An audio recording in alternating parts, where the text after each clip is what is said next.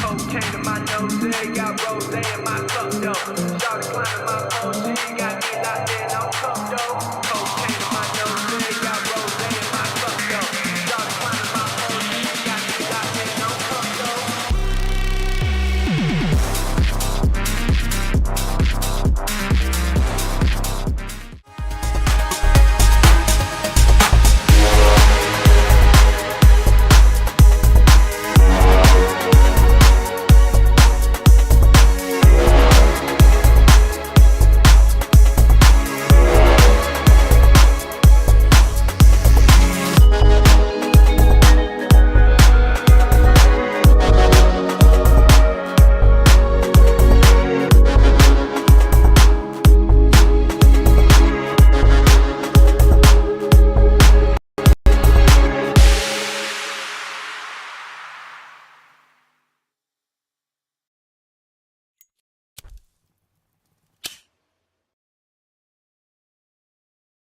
Well, good evening, everybody. It's a pleasure to be back. George Morgan here at your service. It's PSGL, it's Wednesday night, it's Spain tonight as well. Lots on the table, lots of battling. The title contest is still alive and kicking.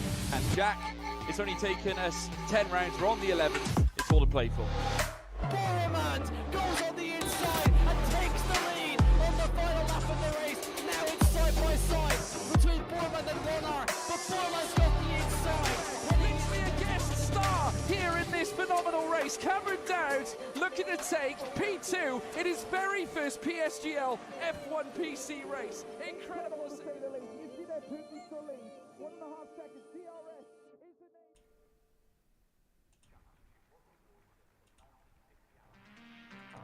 Hello everyone and welcome to PSGL and its F5 Championship. We're here for round number 2 at Qatar for hopefully another exciting race after an exciting one at Japan. Let's hope Qatar delivers something similar. In the commentary box, my name is Omi, as usual, one of your commentators. However, Chiz is not here once again, but luckily we've been able to find a replacement, and this time joining me, it's Zataxter. Hello, Zataxter. Hey there, Omi. Glad to get behind the mic alongside you for F5. Just picking off something you said, which was Japan was absolutely stellar. I was behind the mic for F4, if my memory serves me right, or F3, and I'm pretty sure folks in F5 got to see stellar racing as well. So, just like you, I'm on the edge of my seat for Qatar as well. Yeah, hopefully Qatar is going to be very, very interesting. You might be able to hear some track noise in the background. That's because qualifying is underway, but we'll get into that in a second. First of all, just quickly taking a look at what circuit we are racing at. Obviously, it is the Lusail International, 5.3 kilometers, 3.3 miles, 16 turns, and you obviously have that one DRS zone down that main straight as well. So let's see if anyone's going to be able to make some overtakes. Some battles, though, we have seen can continue after that as well. So wouldn't be surprised if we do see some battles continuing down through the next few sequences of corners. So I think we could be in as a Taxter for a very, very exciting race with a lot of corners that can deliver action and possibly a few drivers sending in some dive bombs. Yeah, and those are the sites I look forward for. Call me, an advocate for chaos, if you will, but to see a full racing grid and those charges from the last to the first, position, as well as the thickness of the battle of the midfield, I'm looking forward to it all. Yeah, definitely.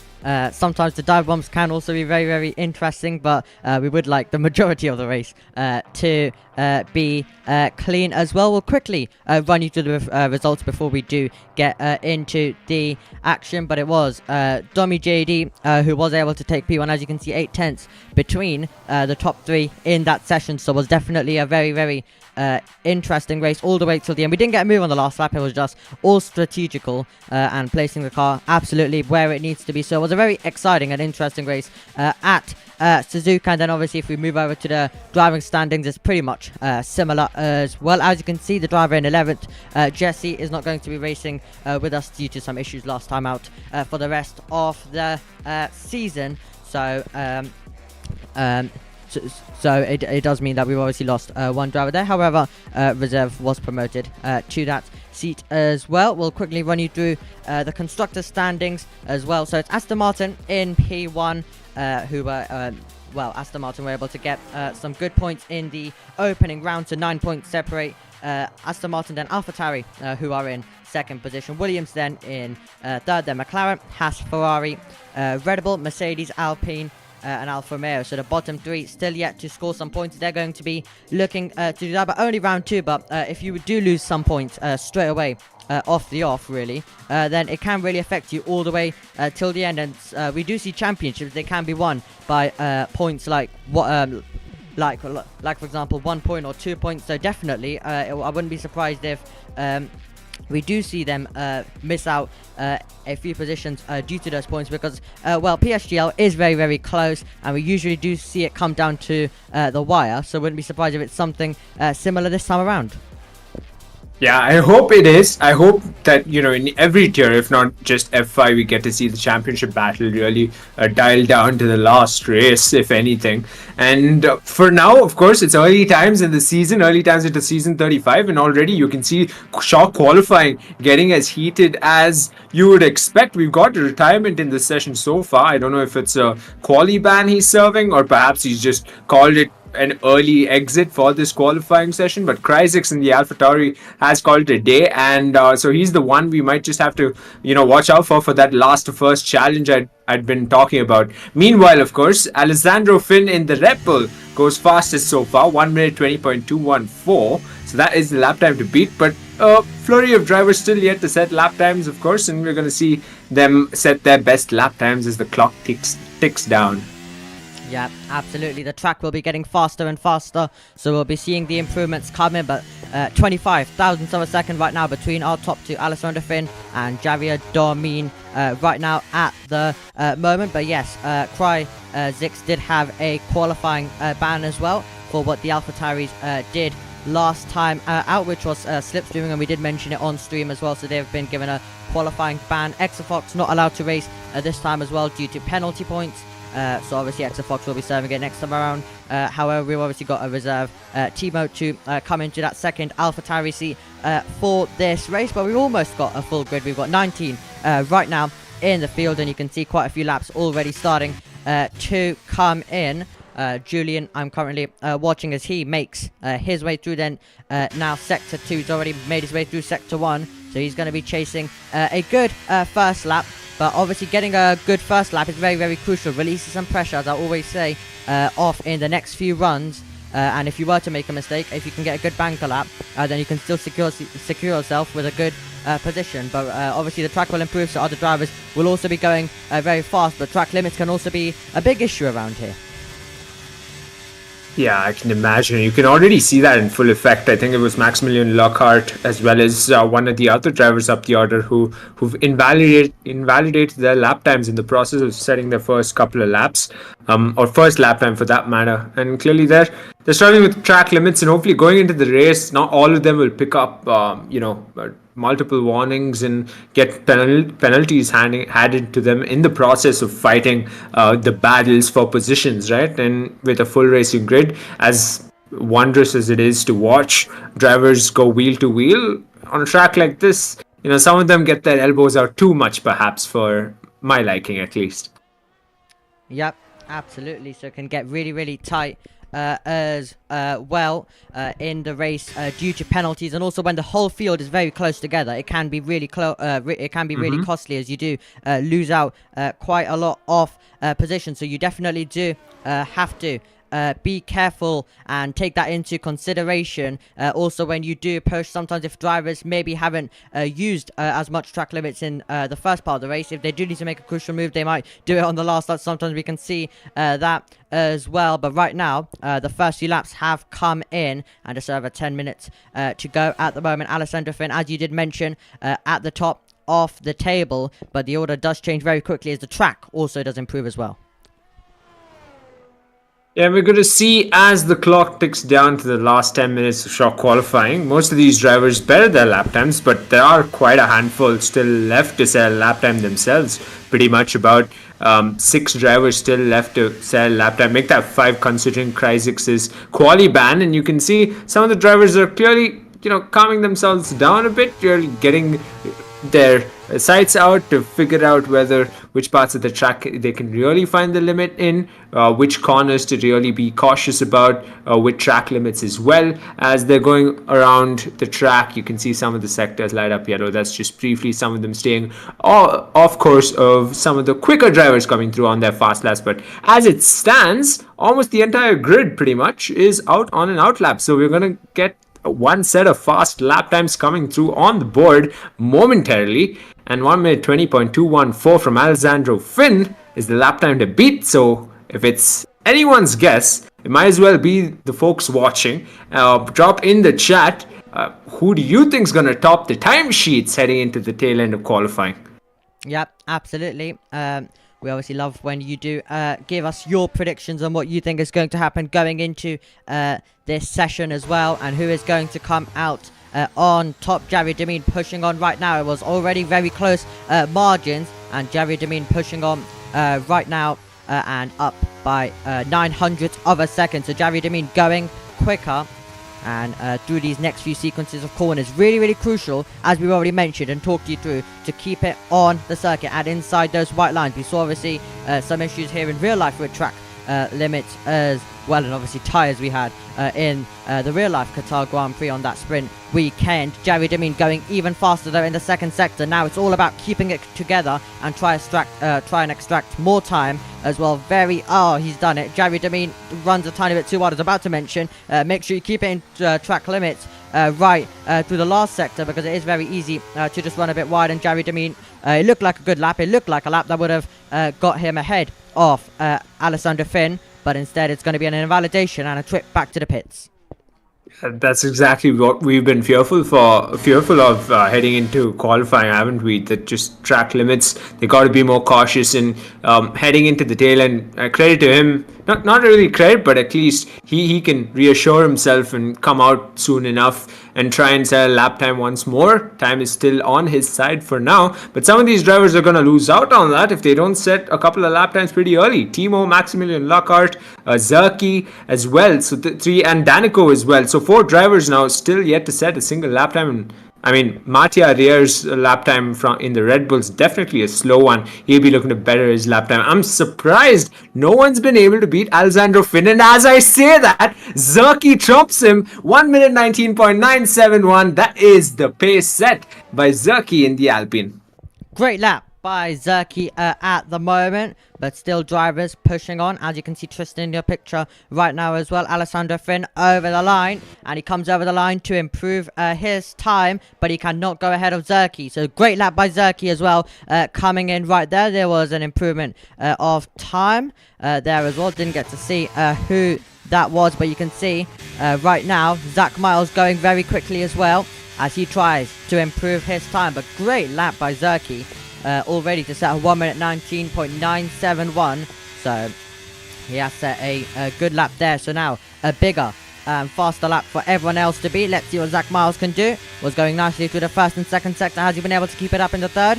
As he comes over the line now, he improves to third position. So good lap there by Zach Miles as well. So very great lap by him, but a lot of drivers, as you can see, struggling. And as we talked about, as we also did see with Javier Demine pushing on just over the white lines, a lot of drivers struggling with that, and a lot of the laps going there and being deleted, meaning that they aren't able to push. Marco over the line into P4 as Julian now also attacks his way through.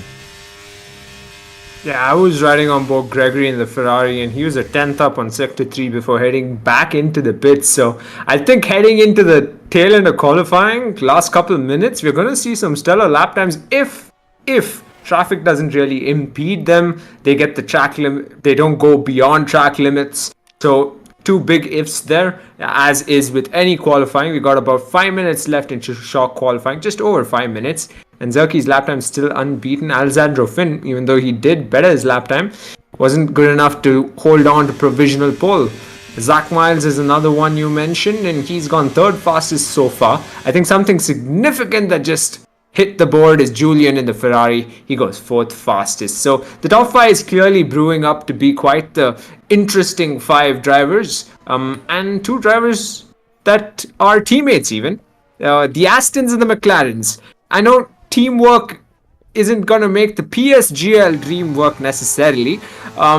Regardless, it's nice to see two teammates, two different teams as two teammates, close together in the thickness of the action where it might just be in the midfield. Yeah, absolutely. The action really is usually good in the midfield, and we're hoping that is the case as well at the top of the table. As we said, 3 cars separated by under a second last time out. Jerry Demine, we already watched him earlier on going over the white lines. This time he's just about holding onto his car, but he's holding onto his car and also still going faster at the moment as Jerry Demine. We'll continue to watch him as this time around he is going to try and keep it inside those white lines. Oh, he's wide again. He's wide again. Exact same corner. So it's catched him out once again. And it's another trip back to the pits for Jerry Demine. And one more attempt is going to be for Jerry Demine to try and keep it inside the white lines. Yeah, track limit is clearly proving to be quite the task for them to keep up with.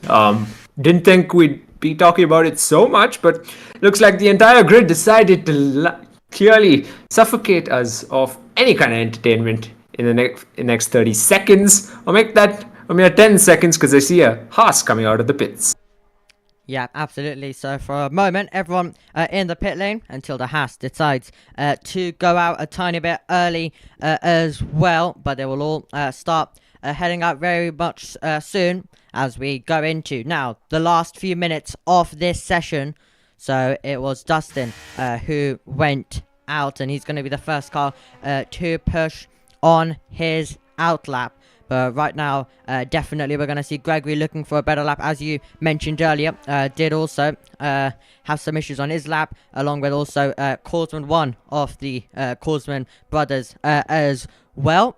The other one right now sitting in P14 tyres, Korsman, at the moment. So the Haas driver will be the first one to push on, but as you can see right now on the map, there is quite a few more drivers starting to head out onto the circuit as they now begin, and this is when the fighting over track position begins as well. And you really got to time it absolutely right, and make sure you're not too close to another car, because if you are too close to another car, you could find yourself with a getting impeded a tiny bit, and also being stuck behind with the dirty air. So it definitely won't do your lap good. But now all of them on their out laps, pushing on as they now get ready for their final and crucial lap when the track is at its best in qualifying.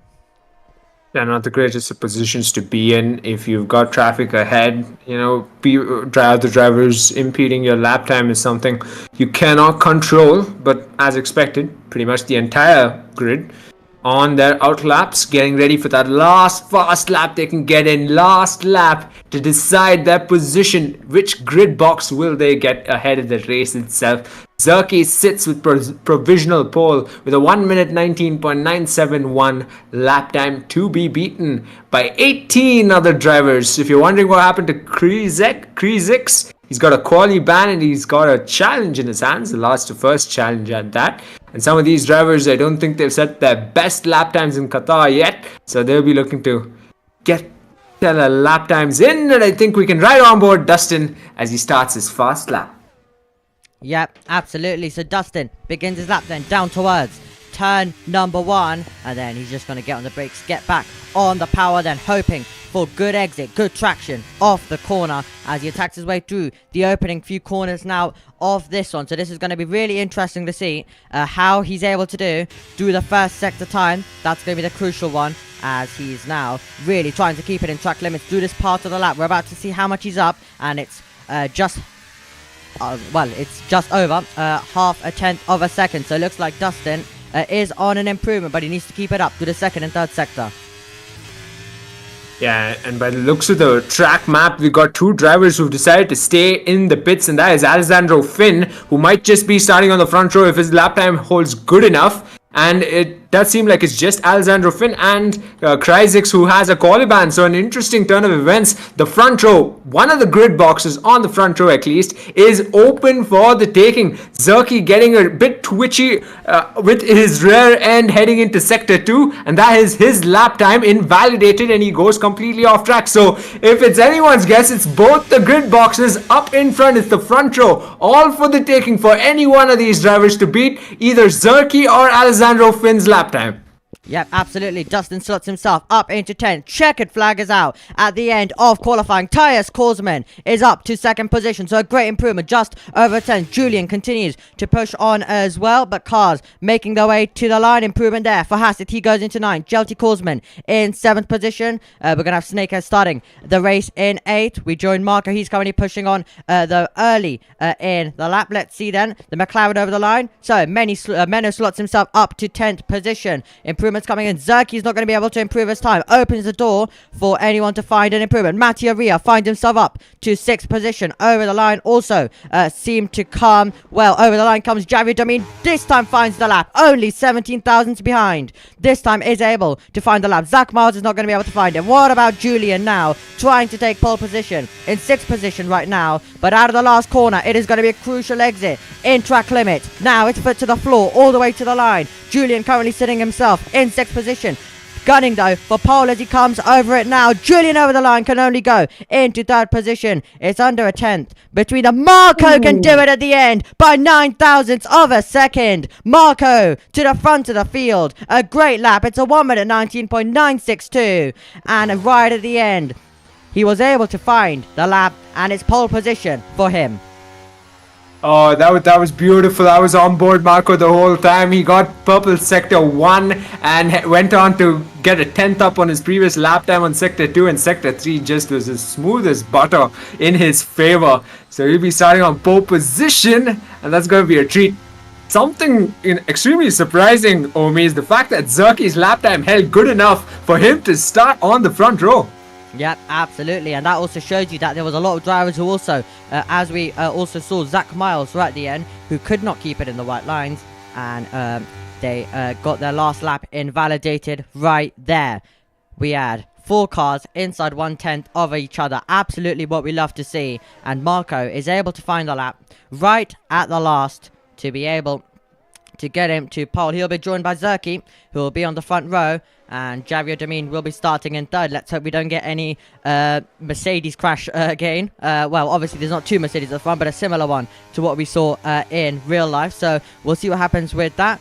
But Javier Domin will be starting in 3rd, so the slipstreaming down to turn 1 definitely can get really, really tight into a fast corner, which you are on the brakes, but not for too long. So we'll quickly confirm the results for you. So it's Marco Zerki, Javier Domin, Julian, and then we have Tyus Korsman, Alessandro Finn, Zach Miles, Mattia Ria, and then we have Jelty Korsman in 9th, Snickers in 10th, Tristan in 11th, Hassett, and then we have Manu, Maximilian Luca, and then Dustin, Timo, Danny, Gregory, and Kryzix, who has a lot of work to do after a qualifying ban. Now, we're going to quickly leave you with our sponsors and have a word from them.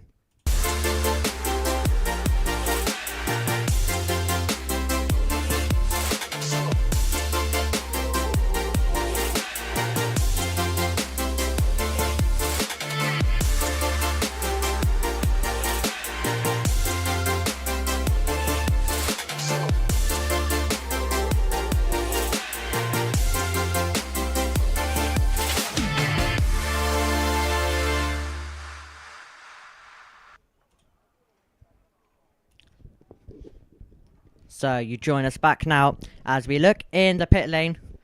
So thanks to GT Omega for all of the work they do as well for PSGL. And remember, you can use the code PSGL for 5% off. All of the information for that is in the description. But right now, we are about to look to the lights in Qatar, and they'll be heading towards turn number 1. It was really, really exciting in real life, down towards turn 1, I guess, unless you're a Mercedes fan. So you definitely wouldn't want to, well, we're hoping that we don't see that by the drivers today, but what we are hoping is that we do get a very, very exciting race coming our way. So always the slipstreaming down towards turn number 1. Might not be Mexico level with obviously the length down to turn 1, but still you do see quite a lot unfold, and then on the brakes and straight away back on the power. So it's not really a hard braking zone too much, because you immediately, when you are on the brakes, then your main focus is to get on the power as soon as possible, but not too early that you lose the car. Well, the second round of the PSGL Championship is nearly ready to run. And we go racing for the Qatar Grand Prix. Look, good start from Marco off the front row. Zerki is going to be tucking into the slipstream and trying to challenge. Down to turn 1. Marco will hold the lead, and it is going to be Javi Demin trying to go the long way around to take P2. Javi Demin is going to have to slot in to third position. So it looks like it is a clean start at the front of the field. Trying to go the long way around was Tyus Korsman to get past Julian, but it looks like they have made their way through the opening corners with Marco holding the lead. Zach Miles trying to look for a move down the inside. He's not going to be able to find it. So they're all going to be single file then as they get on the brakes, but Marco holds the lead. Yeah, quite a bit of shuffles in the midfield, as you'd expect. I believe Alessandro Finn might just have issues with his PC. Regardless, onwards they go. Maximilian Lockhart, what a charge he's been on. He's up at a P11 so far, and he's going to keep on going. 3 positions up from start already. And Cryzex, despite that quali ban at the start, 5 positions up into P14. He's got his eyes set on points today, perhaps. But on lap number 1, the chaos isn't as much as I expected, at the least. Top 5 holding on to their positions. Yep, absolutely. Off the road goes Mattia in a battle with Jelty Korsman, but Korsman is going to have to slot into P9. However, at the front of the field, Zerky is the only driver who has elected to go for the medium compound of tyres. This battle still continues, and Jelty Korsman does get ahead. Good exit for Hassett to stand on the power. Now use a bit of ERS. You can see, he's just teleporting now a bit in front, so maybe a bit more work needed to try and get that move. Alessandro Finn has dropped down quite a bit, so it looks like he had some issues. That's Danny trying to find a way through in the background, wheel to wheel, with Cryzex, who's also had a good start. They're going to run side by side, and who's going to be able to get on the power and take the position. Bit of ERS being used, but Danny is going to get ahead and move up, and also the other AlphaTauri is going to follow through of Timo, who moves up to move up to 15th place. Yeah, beautiful wheel-to-wheel racing we're getting to witness here at the back of the pack, the most unlikely of places through this field, but clearly getting a bit too twitchy there. Timo once again losing that position to Danico. That they've been trading positions the entirety of this lap through Sector 1 and through Sector 2. Danico is that lead car at the back of the pack. Timo to follow suit. Cryzex not too far behind as well. Yeah, absolutely. They continue the scrap as they made their way through, and the field very, very close together, other than obviously Alessandro Finn, who it does seem like has had some issues, but very close to the front of the field. As I said, Zerky, the only driver who has elected to go for the medium compound of tyres, so he is going to have the grip advantage at this stage of the race. And now, as you can see, everyone else is on the hards other than Zerky. But now we make our way out of the last corner. No DRS at this stage of the race, but it will be open next time we make our way down this straight. But Zerky right now not using his DRS to make the move. He knows that how powerful the DRS is, so he doesn't need to waste any of his DRS to look for some moves. That's why the action at this point as well is mostly going to be in the midfield. But Zerky, however, will be probably when the DRS opens, trying to get past with an easy pass down the straight.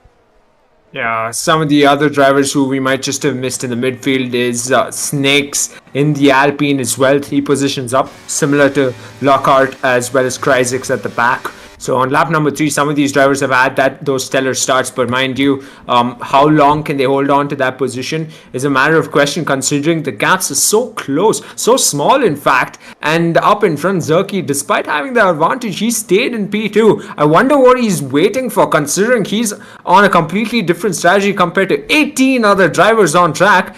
I reckon he would have made that pass on Marco and started building up a gap to the other drivers on the hard tires. Yep, hasn't happened at this stage, but he is getting very close. That with the DRS, he should be able to easily fly his way through. But yeah, he has gone different to everyone else in this field. So with those medium compound tires, he has the grip advantage right now at this stage of the race. So this is when he has got to go and make the move. He's going to have DRS. He's going to have a chance down towards turn 1. We see the Mercedes though pull a tiny bit away off the exit of the corner, but now gaining with every meter that we run towards turn number 1. Will there be a defensive shape thrown? Marco tries to park it in the middle. Zerky gets the inside line, and Zerky is going to get the race lead with an easy move there, but a bit more further down than we expected. Some battling in the mid pack. That is Tristan up against Dustin, but it's going to be Dustin in 12th and Tristan in 13th. Yeah, finally that pass I was mentioning up in front for the race lead happens, and Zerky leading this race ahead of Marco. But that's not it, right? His job's not done yet. He's got to pull off significant gap at the very least if he really wants to have an impact with those medium tires in the first half of this race. Mind you, let's not forget, left field outcomes are always in play. If a safety car pops up here or there with a grid like this one, you'd reckon it just might, but by the looks of it, they've been clean, and it's what you like to see. Clean, fair, wheel-to-wheel racing. And that's exactly what we're seeing right now, but Tristan's going to be a tiny bit wide, might open the door. Danny's now going to try and make the move. Cars all over the road right now as well in this battle, but now back to single file we go as it's Danny ahead of Tristan. Dustin moving his way through as well on Maximilian Lucas, so he's been making quite a bit of good progression right now at this stage, and you can see how close they are together in this mid-pack. So wouldn't be surprised if we do see, if anyone's feeling close, maybe use a bit of ERS, because they all have DRS, but as we can now see, Danny using a tiny bit of ERS momentarily in hope of a good exit. We'll look to the race lead. We'll look to Marco retaking P1 on the road, so he's retaken that first position. Not what Zerky wanted. He's still involved in this scrap when he'll have the hard he'll have the hard compound tires, and the rest will most likely be on the mediums, but safety cars can change that around, so we'll see what happens all the way to the end. But right now, Zerky hasn't been able to pull away from the field. Yeah, clearly, and if they do continue to battle it out, the top two, they're just going to invite Javier and Julian more and more, and so will Korsman join that battle. So that top five looking interesting for now. Almost a five-way battle, considering who's going to fumble, who's going to be forced or pressured into a mistake soon enough. But then again, we are still on lap number 5, and the interesting battle seemingly is in the thickness of the midfield. Those three drivers, Dustin Vincent in the Haas, Maximilian Lockhart in the McLaren, and Danico in the Alfa Romeo. Those three drivers have been on a charge in their own right, and it's interesting to see those battles unravel in the midfield. Yeah, Matty Reels getting very close to the back of Jelty Koolsman, who is just about hanging on. A few corners ago was just about hanging on to that 1 second gap. We know how crucial that 1 second gap is. If you do fall away, ruins it a bit with the strategy. Now, good opportunity for Javier Demin. We could get some action at the front of the field because Zerky's going to try to take the lead. But look at the speed that Javier Demin's got, and he's going to have to go down in the middle. Here we go, down towards Tunnelborn. The Mercedes is going to be passed, and to the inside line goes Zerky on the mediums. What kind of traction will Marco have off the corner? He'll have to go the long way around. Surely not. He backs out. But does he try the up and under? He tried it, but he's off the road and he won't be able to get on the power. And instead, that's going to also invite Julian. But that got very tight. Javier Demin also tried to force his way through. We went 3 wide into turn 1, and now a bit more action at the front as Timo makes his way up to 14th place. Oh, what a move by Javier. Credit to him. He saw an opportunity and he took it. And Marco was left snoozing at the wheel while getting passed by not just Zerky but Javier as well. I'm surprised Julian still as patient as he is. But right above your screens, folks, you can see the first set of time penalties being handed to some of our drivers for track limits. And make that 2. That is Timo getting a 3-second time penalty as well, along with Tristan. Yeah, and those are the 2 drivers which you were just watching on your screen right now, who were battling it out, so that must be why. Just getting forced off wide every corner, battling their way through, and that's what's given them a penalty at this stage of the race. But yeah, keep an eye at the front of the field because the DRS is incredibly powerful. You might not want to make the move, but sometimes you also do have to make the move just because you have another car going for it. I said Matty Ria was getting close to JLT Korsman, and he's been able to fight his way through and up to 8th position at the moment. Back over to the front of the field we'll go, just in case if we get any moves. Yep, we are going to see a move, not only for the lead, we're going to see one for third because Marco is not being able to keep up right now. Marco's going to be late on the brakes, but Julian's going to try, go the long way around, turn the outside line, outside of 1, inside of 2. Does he find his way through? He does find his way through with a good move. So Javi Demin takes P1, then it's Julian now, who's moved up to third, and let's see if Julian can put some pressure on Zerky now, who is on those medium compound of tires. Oh, Marco, you got to feel for him. It's gone from great to bad to worst for him. He's down to P4. A 3-second time penalty for Danico after multiple warnings. Track limits once again. I am surprised, however. TS Korsman, he's held on to that P5 for quite a while. I don't know if he's being patient or if he's just comfortable where he is, considering he's not really challenged for a move as such, but he seems comfortable. I guess let's not just pick at his brain just yet. Maybe we see moves from him soon enough. Maybe he can pressure Marco into a mistake just as much as his peers did up in front. But as it stands, Javier holds on to the race lead ahead of Zerky and Julian in the top 3. And I wouldn't have seen that coming if you asked me who would have been the top 3 at the end of qualifying. Yeah, absolutely. Let's see now. Zerky can try and fight back off the corner. Hasn't got the best of exits, but as we already said, we know how crucial the DRS. Possibly watch Zach Miles as he tries to move up. Zerky's getting closer, and he is going to go to the inside line. At the same time, Zach Miles going to try and go the longer round. So Zerky takes the lead. Over to the battle we go for P5, which does look like a bit more tense at this stage. And Zach Miles has to stay behind Tyus Korsman and Zach Miles both wheel to wheel. And they make their way through the opening corner with Tyus Korsman ahead. Yeah, clearly Tyus, I mean, he's being a bit too patient. Perhaps Zach Miles is getting impatient right behind. He's ready to take the charge to the other 4 drivers up in front, and a flurry of time penalties coming through for the backmarkers who are in the thickness of fights, the thickness of battles, going wheel to wheel with one another. So clearly that's proving to cost them quite a bit in terms of getting handed quite a bit of penalties, which will probably cost them a position or two come the end of the race, because it's only lap number 8, folks. We've barely just begun. Yeah, we barely just have begun. We said we didn't want a lot of drivers getting track limits penalties because they're probably all going to finish closely, and then obviously we see a lot of drivers losing positions, but track limits penalties is what we're already getting on lap 8, and it will continue to increase throughout this race. We've already seen 2 come in for Tristan. We'll show you them right now. Actually, as I think you've already noticed now, there's only one driver who has got who is on those medium compound tires. Timo also picking up a 3-second penalty as well, but there you go on your screen. Timo's also now got a 6-second in total. But now we look back over to the front of the field. There goes Javier Demin through as well. Further back, it looks like it is going to be tight. Possibly a move happening. It's going to be the Alfa Romeo of Danny to the inside line of Maximilian Luca, who is not able to find the switchback. Maybe is, but was just cut off there, so not able to make the move. But yeah, a lot of penalties now starting to come in this race. So we are now starting to see a lot of drivers pushing over the limit and picking up 3 warnings, which gives you a penalty.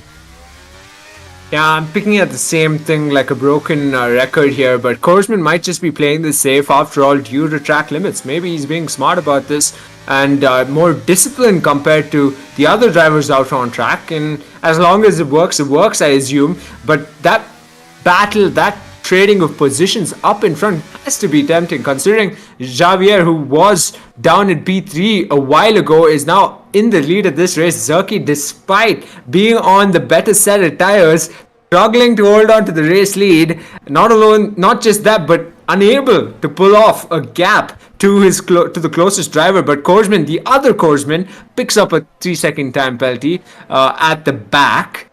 And the battle continues and continues as they come along the main straight. Opportunity for passes once again, this time around in the top 7. Who's going to roll the dice? It's going to be Zerky on Javier. After all, much similar to the last couple of laps, as we've seen the race lead being traded from one driver to the other. And not much for P3 this time around. Yeah, not much for P3 indeed, and we are seeing now the lead being traded constantly with that DRS as well. On that occasion though, Julian was very close as well, and Marco's now got himself right onto the back of the Ferrari at the same time. Maximilian Luca picking up a penalty there as well. I believe it's his second one so far in this race. So a lot for these drivers to contend with as well. How they're going to play it out with the strategy. Well, obviously with the strategy of ERS, for example, saving it up for the last lap, make sure you don't use too much, and then also you've got to keep an eye on track limits, and with a lot of the field getting penalties. But right now the top 7 don't, and a lot of drivers outside of the top 7 do, as they're obviously trying to make their way higher up the field, so pushing a tiny bit more as well, and more battles in that pack as well, with cars getting forced wide, which is also giving them quite a bit of penalties. But main focus right now on the of the action on the circuit, as Jerry Demin might not be as close this time, but the DRS is powerful, as we already said, so might have a chance down towards turn 1. Let's see, gaining, but might just have to sit back using a bit of ERS, and with that ERS is able to take the lead. Maximilian Luca has retired in the pit lane to become our first retirement of the race. Zach Miles getting very close with Tyus Korsman once again, but it's Tyus Korsman in P5 and Zach Miles in P6. I wonder how much of an effect just track limit penalties being a factor for his retirement, considering he actually gained 4 positions so far into the race, about 10 laps into the race. I'm surprised he retired. Nevertheless, a race is still yet to be fought out on track. Some of these drivers are clearly giving everything out there. And one thing I just want to mention for the folks watching is that Marco, despite being dealt with the shorter end of the stick, losing those 3 positions at the start, he doesn't even have ERS in his favor. All the drivers up ahead has more ERS in the tank in compared to him. So he's on the back foot on multiple fronts, and things are not looking up for the driver in the Mercedes for now. Yep, absolutely. This really is turning into the track limits Grand Prix, even bigger than Austria in real life earlier on this year. But about to go on to lap number 12 there as well, as we make our way through Alessandro Finn, who's no longer in the lobby, and that's going to allow Jerry Demine to have a bit of DRS on this straight. And you can already see he's using ERS. He's using ERS because he knows that he has a good chance to have a bit of a gap. Are we going to see any moves this time around? We'll be further back. It looks like we are going to see the Haas fighting his way through, trying to at least, of Dustin trying to make his way through as well on Jelty Korsman. But at the front of the field, no change, as Jerry Demine helped with that extra DRS on that lap. Yeah, peculiar to see some of these drivers being held on to their positions, one would say. The folks watching might just say. But considering track limits, once again, this is turning into a track limits podcast of sorts. Nevertheless, that's how important it is, getting every corner, every sector, and every lap spot on. And you can see some of these drivers honing their skills and bringing everything to the track itself, particularly around Qatar. On lap number 12, at least up to lap number 12, the top 7 have been cleaner than the rest of the grid, and hopefully they can have that run till the very end of the race. Right now, I did see another driver being handed 3 seconds, and I believe Timo is the one with over 9 seconds of time penalty. He's currently running P15. Might cost him quite a bit if he has eyes on the points position, or the last points position with his P10. He's got quite the road ahead. I wonder how Zerky must be feeling on those mediums now as he comes along the main straight.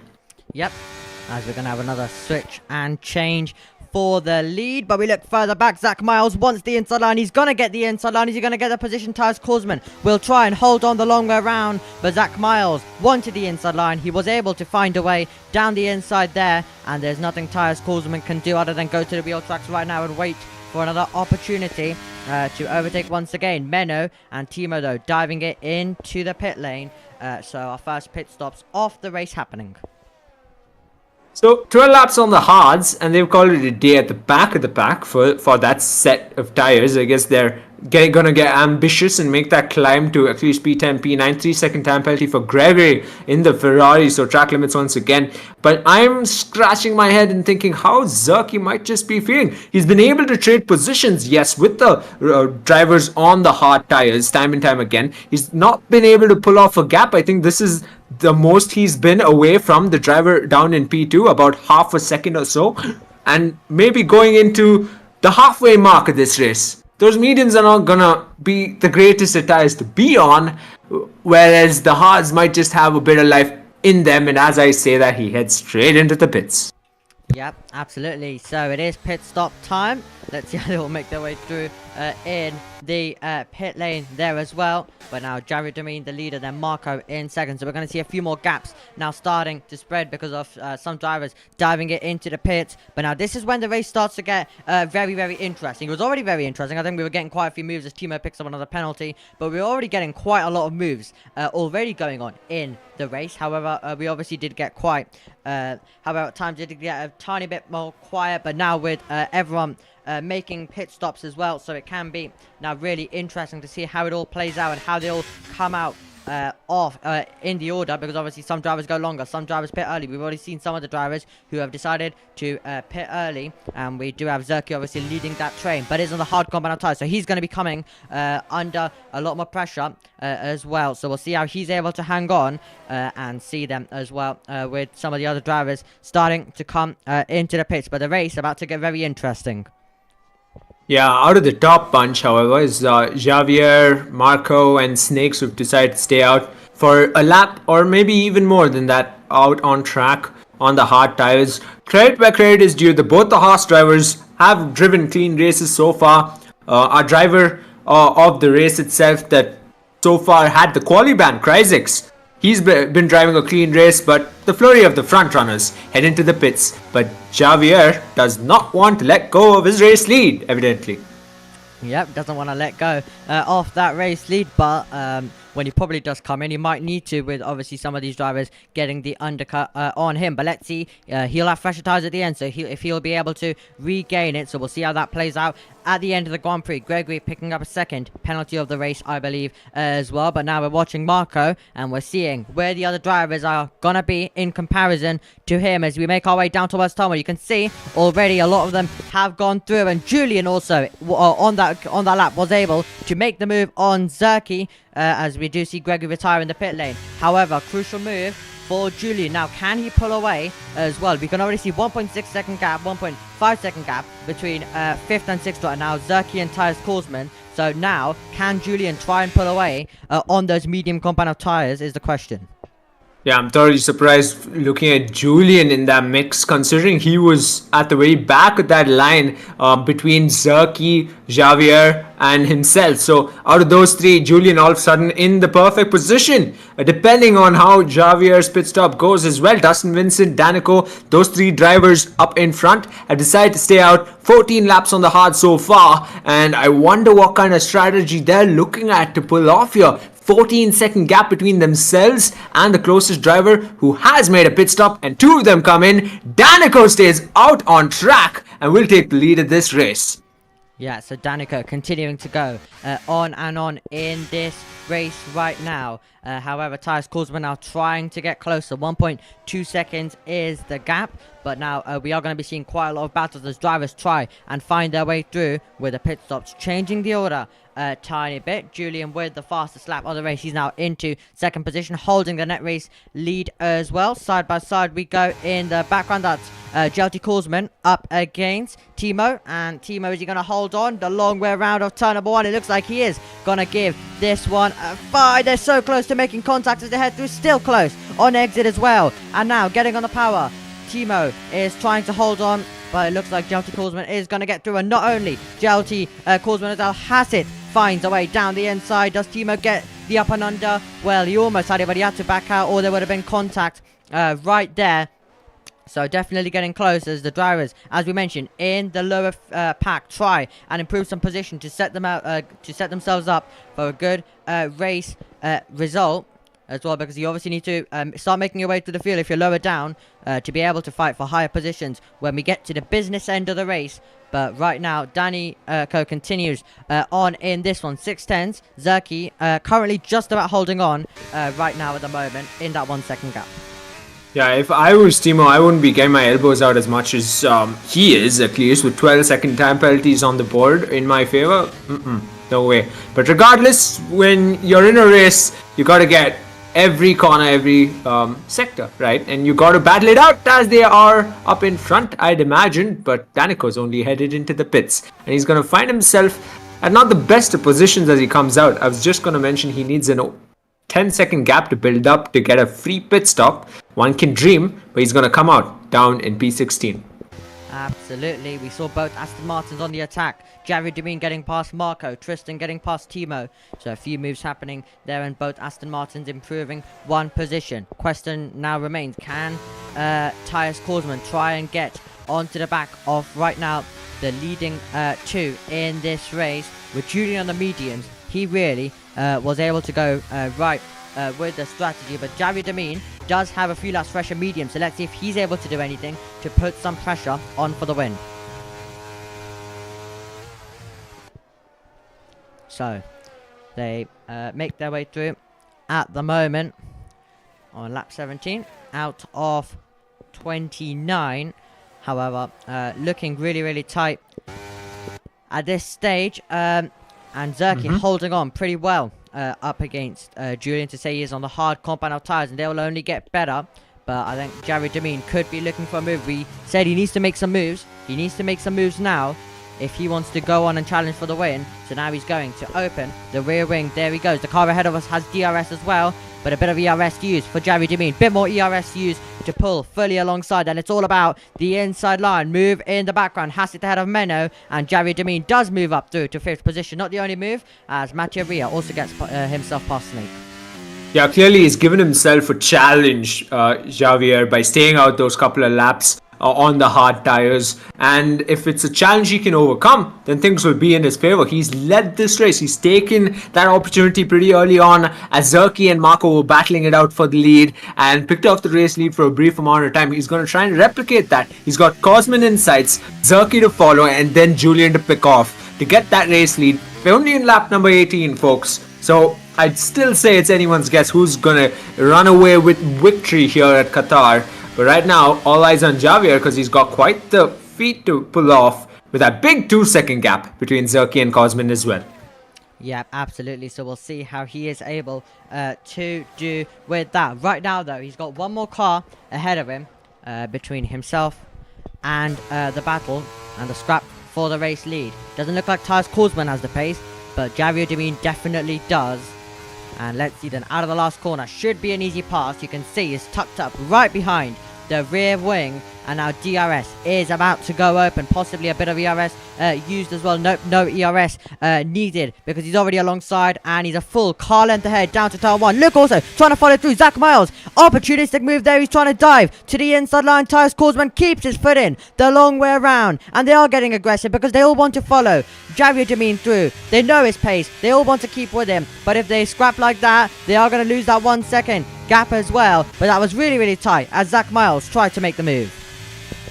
Yeah, we talked about Cosman being as patient as he is, and clearly he's patient enough to defend and fend off not just one but 2 cars, but he did lose to Javier, but he'll hold on to P4 for now. Both the cars behind him lacking in ERS and possibly lacking in race pace as well. Cosman has done a significantly brilliant job at holding on to that position so far, and can he take it to the very end?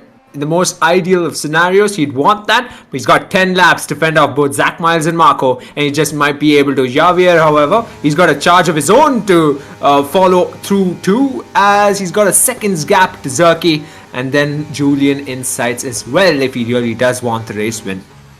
Yeah, absolutely.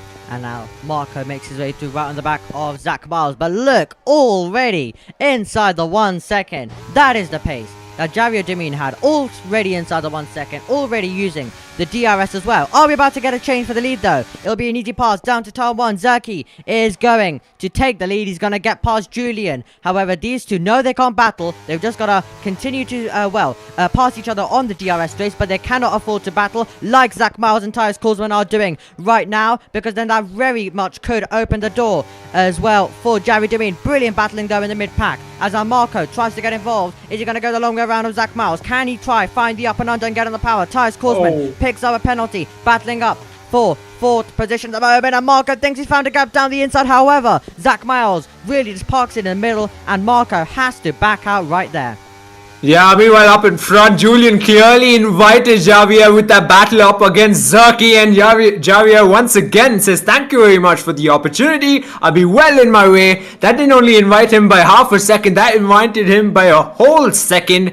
And right now Zerki seems fresh for the picking. He's on the hard tires. Javier has everything he needs to pick off the race lead that he held for the longest time a while ago. He's got 9 laps to hold on to it thereafter. Can he? Will he? He just might heading into the next couple of corners. But right now, as it stands, Cosman, that time penalty might just cost him a position heading into the tail end of the race. Main straight, however, Zerki versus Javier. He's already weaving onto the right-hand side of the track. Look at the pace he's carrying heading into turn 1 down the inside. Well before the corner. He's going to make the pass, and he's back up into the race lead. Yep, Timo retires on the circuit. Zach Miles fights his way through on Tyus Cosman. Marco also trying to get involved, but Javier Demin has made his way through, but he is low on ERS as he's had to push his way through, so Zerki can stay with him, and Julian's also going to be trying to do the same thing as well. Tristan has retired on the circuit, and we are gonna need a virtual safety car for that, so Tristan has also retired on the circuit, and it looks like he might have had a bit of contact and has spun off, but the virtual safety car is out here in Qatar. Oh, that's unfortunate to see an incident out on track. Nevertheless, we've still got 14 cars out on track, and virtual safety car might just, invite some of the drivers to opportunities once again. A couple of battles in the midfield as the gaps are significantly smaller than the ones up in front. And we know some of them have been battling it out tooth and nail pretty much, with the likes of Zach Miles, Marco, the Korsman brothers as well. Snakes seemingly on the back foot ever since the pit stop happened. He's down at a P8 and he's been struggling to make a pass or two. Yep, we are racing once again. Brief virtual safety car period. Zerky with a good restart there. Still on the back of Jerry Demine and could have a chance down towards turn number 1 with the DRS. And this is the crucial thing as well now. Jerry Demine's been able to charge up a bit of a DRS during that virtual safety car period. Now let's see if Zerky is going to be able to make the move and take the lead of this one, or it might be another lapper sitting behind. No, Zerky is going to go to the inside line and Zerky is going to take the lead. Look further back because it's an absolute brawl out there right now at the moment. As through goes the Mercedes of Marco. Tyus Korsman's trying to follow through on Zach Miles as well. Danny picking up a 5-second penalty, but incredibly close right now in the field. And this battle for P4 right now seems the most heated at this stage, as still Zach Miles is still on the back of Marco, and really they've invited quite a lot of drivers in as well. Both Korsman brothers are together, so all of the battling they've been doing, they've really cost themselves a tiny bit, but still, look how close Jerry Demine's able to follow right now. Zerky has kept it inside 310s for a couple of corners.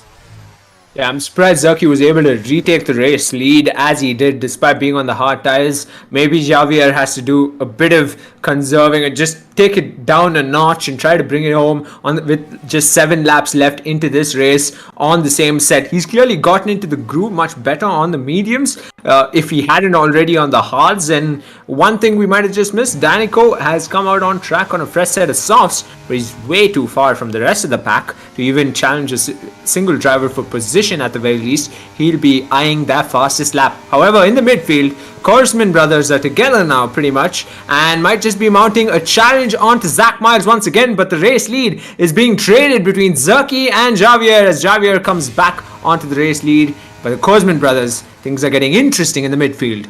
Yes, definitely getting continuously interested in the midfield. We're getting easy passes for the lead, but that is nothing of what is happening right now, as look how close Tyus Korsman is to the back of Zach Miles.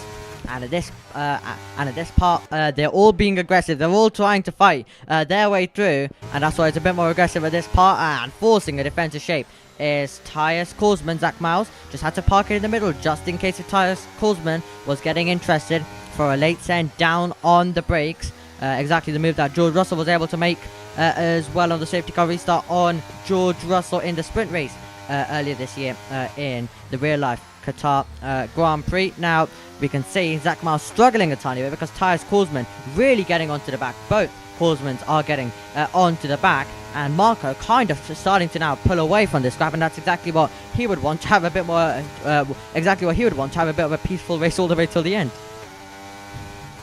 Yeah, clearly Zach Miles, he wanted to dance with one of the Korsmans. He's gonna get both to worry about heading into the tail end of this race. About 5 laps or so, just over 5 laps, 6 laps or so left into the race itself. And on main straight, I believe the Korsman brothers might just be able to close in on Zach Miles in the race lead. However, everything stays the same, and the Korsman brothers might just fancy him over on the outside. There's contact, the bumping wheels as well between the two as they go wheel to wheel through sector 1. It is Tyus up into P5 after all, and Zach Miles is not giving up. He's not giving up one bit.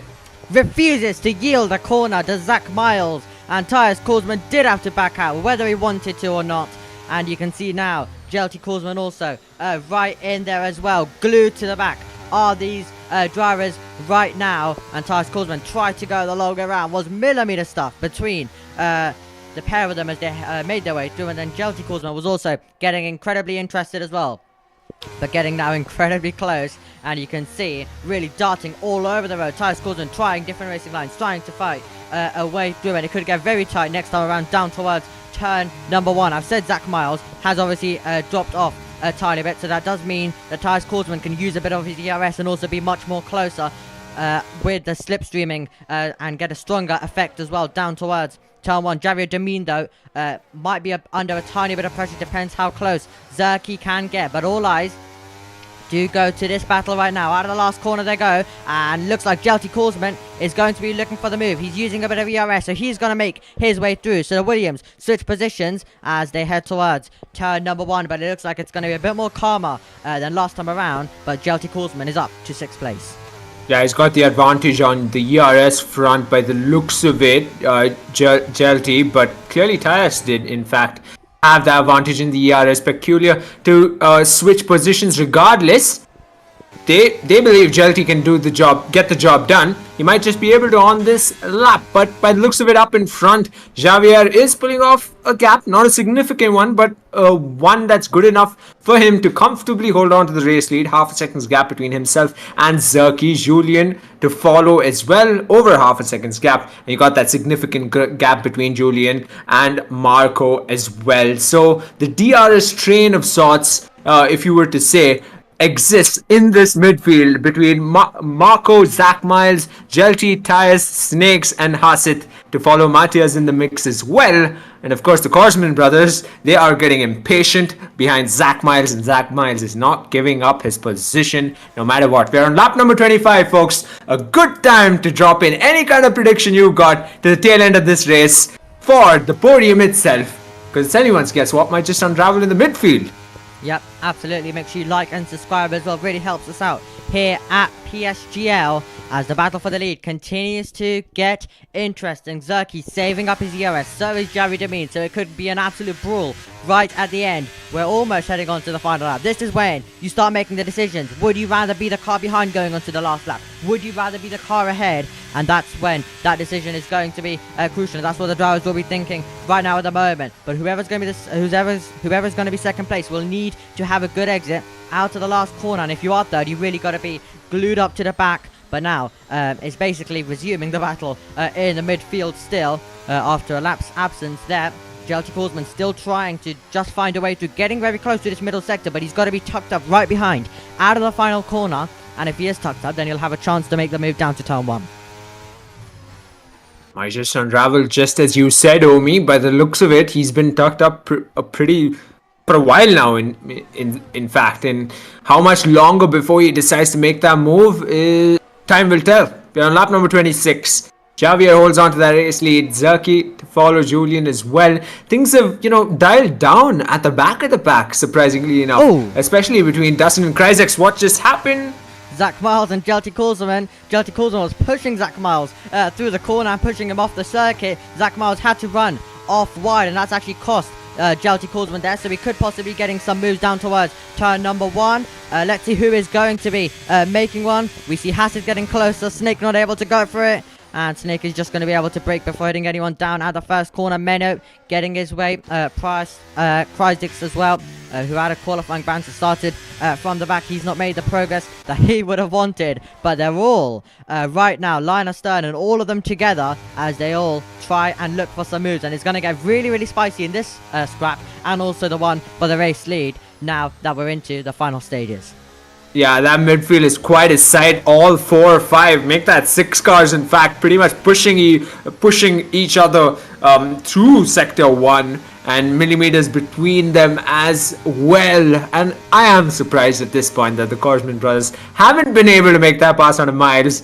I don't know if they're fine with staying behind Zach Miles and clearly impeding their own race. They could have been well on their way to possibly close in the gap to Marco as well. Instead, Zach Miles has found it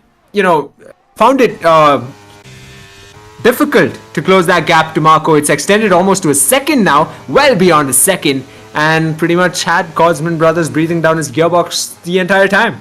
Yep, absolutely. Now this might be the chance. As we head through the final corner, you can see Zach Miles there using a bit of ERS to assure that it isn't the chance, but possibly could the Tyres Korsman brothers, could the Korsman brothers switch positions now, because Tyres Korsman still does have a tiny bit more ERS at this stage, but we're not seeing any of that. Kryzex past Menno down to turn 1, just laid on the brakes and getting that move done. But however, we are on the penultimate lap of the race, so it's all going to come down now to where do you want to place the car. But it looks like Zerky is going to be tucked up right behind Javier Demin's rear wing.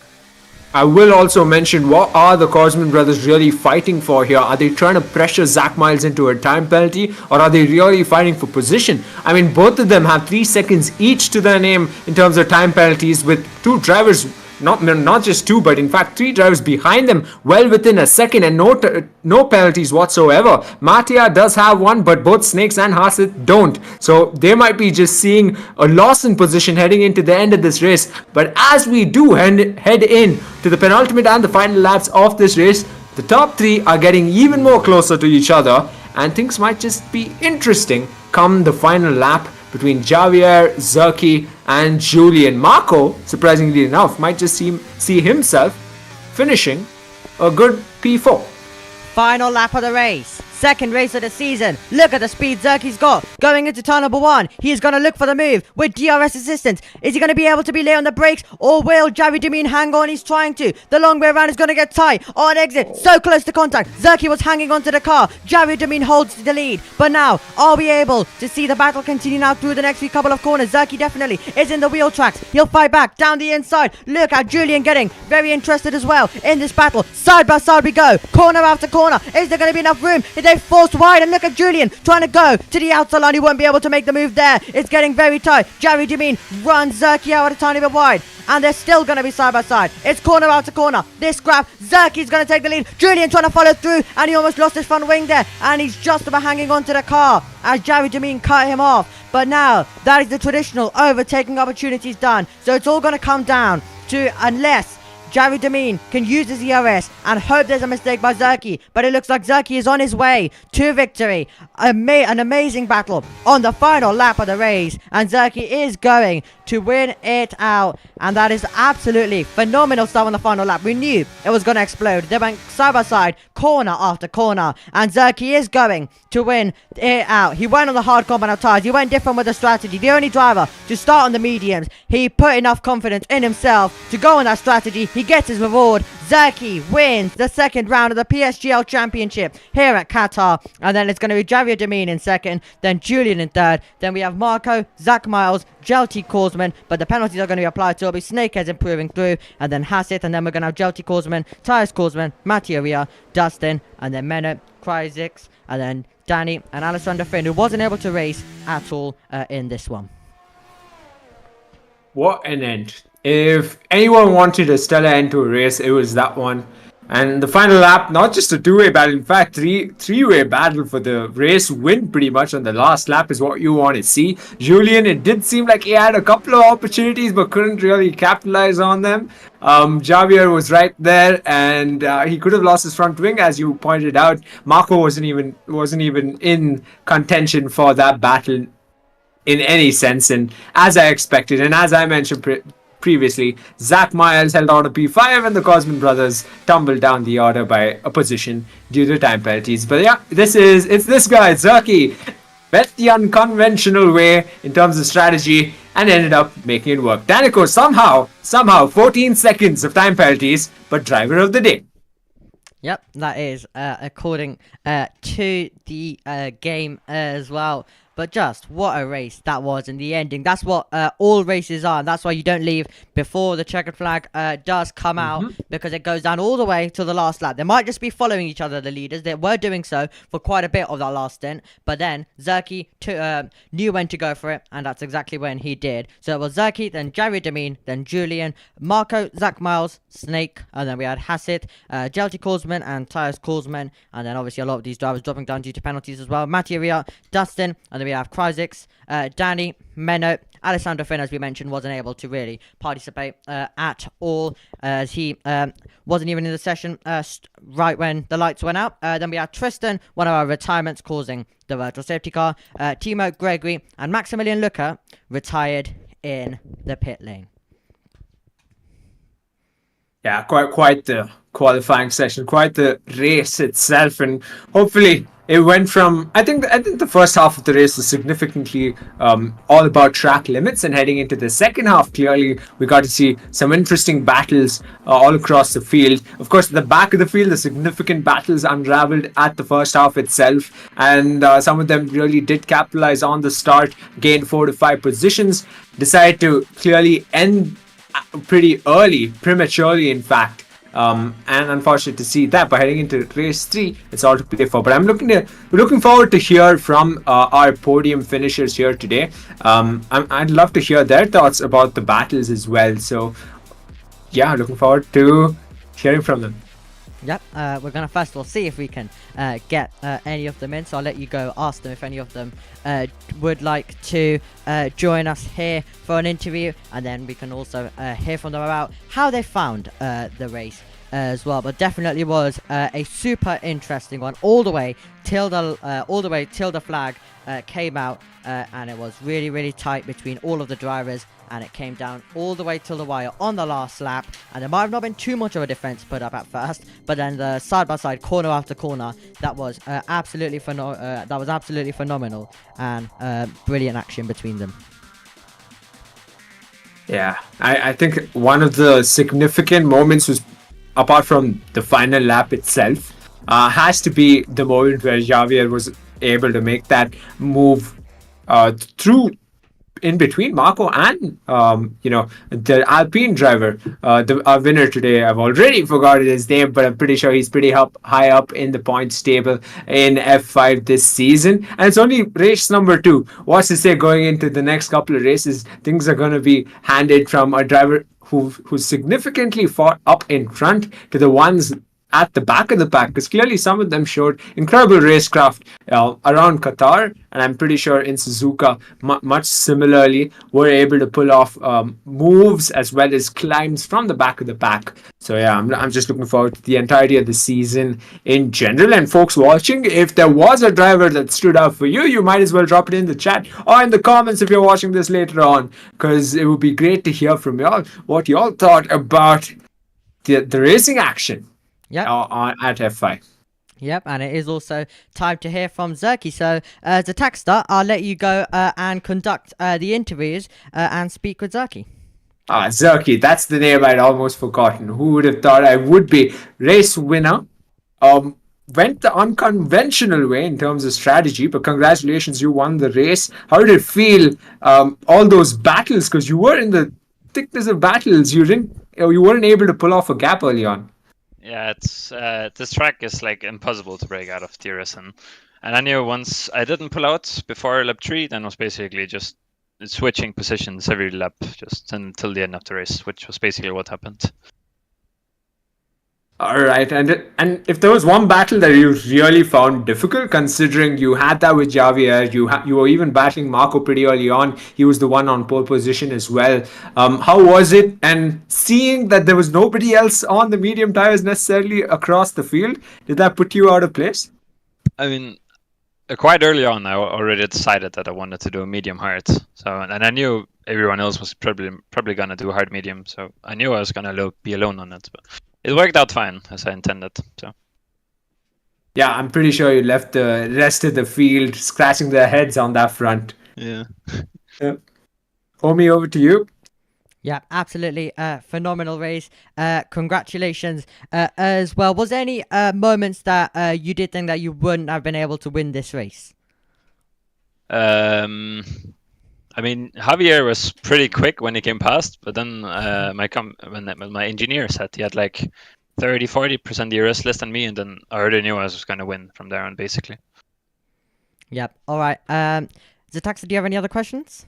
No, that's it. Congratulations. It's going to be interesting heading into the next race, how you do. Yep. Yeah.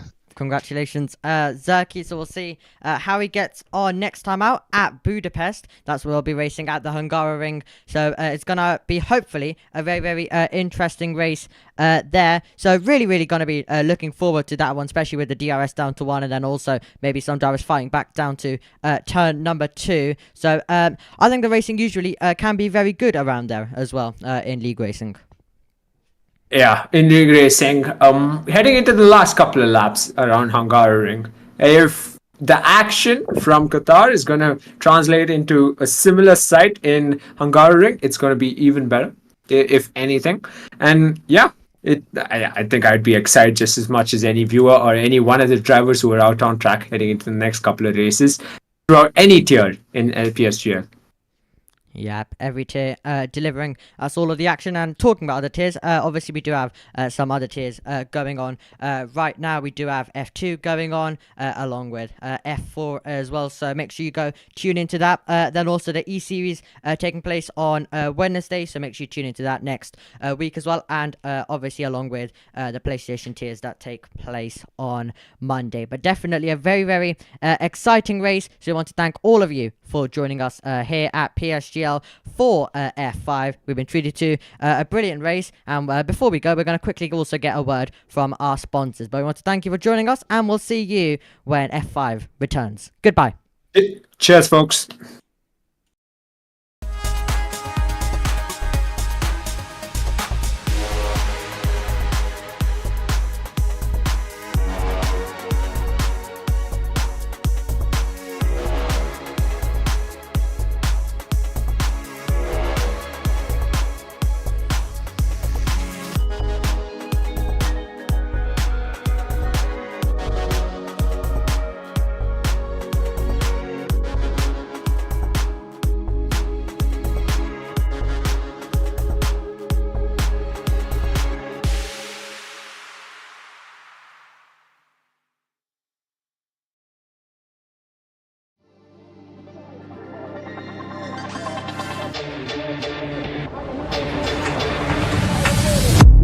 Desperately trying to hang on. He's got the inside. Up here is through on the left hand side. Hugs the apex, gets on the power nicely, and that is job done. Jarno Opmeer now to the last couple of corners now. His finest drive, his greatest drive, and he's done it at the Circuit of the Americas. He returns to the top step of the podium. Once again, the ghost is back. Jarno Opmeer wins the US Grand Prix in a stunning Grand Prix.